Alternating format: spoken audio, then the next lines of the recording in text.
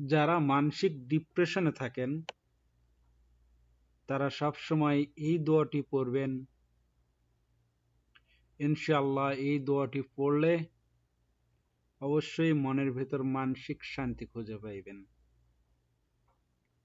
দোয়াটি হলো এই: হাসবি আল্লাহ লা ইলাহা ইল্লা হুয়া আলাইহি তাওয়াক্কালতু ওয়া হুয়া রাব্বুল আরশিল আজিম। অর্থ: আমার জন্য আল্লাহই যথেষ্ট, তিনি ব্যতীত কোনো ইলাহ নেই, তার উপরেই আমি ভরসা করছি, তিনি মহান আরশের রব। আবু দাউদ শরীফ। দোয়াটি ভালো লাগলে নেকির উদ্দেশ্যে শেয়ার করবেন এবং সবাই ভালো থাকবেন।